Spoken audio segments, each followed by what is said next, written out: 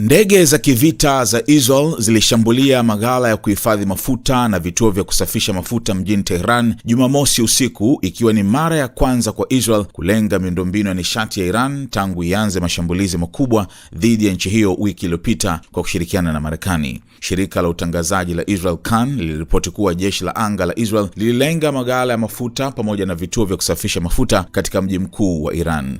Katika taarifa yake, jeshi la Israel lilisema limeanzisha wimbi jipya la mashambulizi dhidi ya miundombinu ya serikali ya Iran katika mji wa Tehran. Vyombo vya habari vya Iran pia viliripoti milipuko katika mji huo. Shirika la habari la Mer lilisema milipuko mikubwa ilisikika katika maeneo mbalimbali ya Tehran baada ya mashambulizi hayo. Kwa upande wake, IRGC walisema walijibu mashambulizi hayo kwa kurusha makombora yaliyolenga kituo cha kusafisha mafuta cha Haifa nchini Israel, kwa mujibu wa shirika la habari la Fars. Wakati huo huo, rais wa Marekani Donald Trump amesema operesheni ya kijeshi dhidi ya Iran inaendelea vizuri na itaendelea kwa muda utakaohitajika. Akizungumza na waandishi wa habari ndani ya ndege ya rais Air Force One, Trump alidai kuwa vikosi vya Marekani vimeharibu kwa kiasi kikubwa uwezo wa kijeshi wa Iran. Tumefanya mengi zaidi ndani ya wiki moja kuliko ambavyo mtu yeyote alifikiri vinawezekana, alisema Trump. Tumeliharibu jeshi lao la wanamaji, meli 44, tumeliharibu jeshi lao la anga, kila ndege,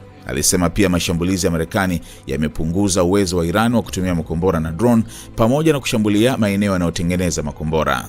Alipoulizwa vita hivyo vitaendelea kwa muda gani, Trump alijibu kadri itakavyohitajika. Kwa upande mwingine, IRGC wamesema Iran inaweza kuendesha vita kali dhidi ya Marekani na Israel kwa takriban miezi 6. Katika taarifa iliyochapishwa na shirika la habari la Fars, msemaji wa IRGC Al-Mohamed Naini alisema vikosi vya Iran vina uwezo wa kuendelea na operesheni za kijeshi kwa kasi ya sasa kwa muda huo.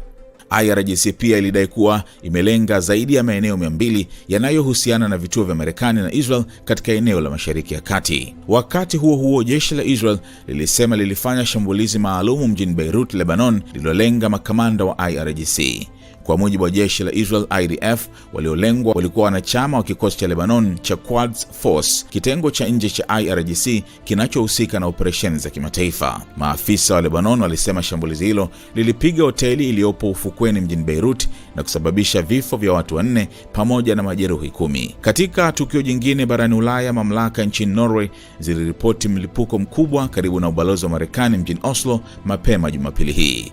Polisi wamesema chanzo cha mlipuko huo bado hakijajulikana, lakini hakuna majeruhi walioripotiwa. Wakati huo huo, jeshi la Israel limesema limegundua makombora yaliyorushwa kutoka Tehran kuelekea Israel na mifumo ya ulinzi wa anga imewashwa ili kuyazuia. Katika hatua nyingine, kwa mujibu wa tovuti habari ya Marekani Axios, serikali ya Marekani na Israel pia zimejadili uwezekano wa kupeleka vikosi maalumu ili kudhibiti akiba ya uranium iliyorutubishwa kwa kiwango kikubwa nchini Iran.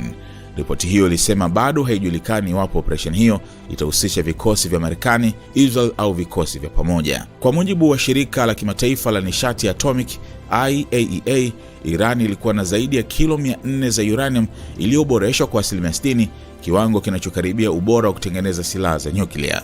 Wakati huo huo, vyombo vya habari vya Iran vimeripoti kuwa IRGC imeanzisha wimbi la 27 la mashambulizi ya kulipiza kisasi chini ya operesheni True Promise.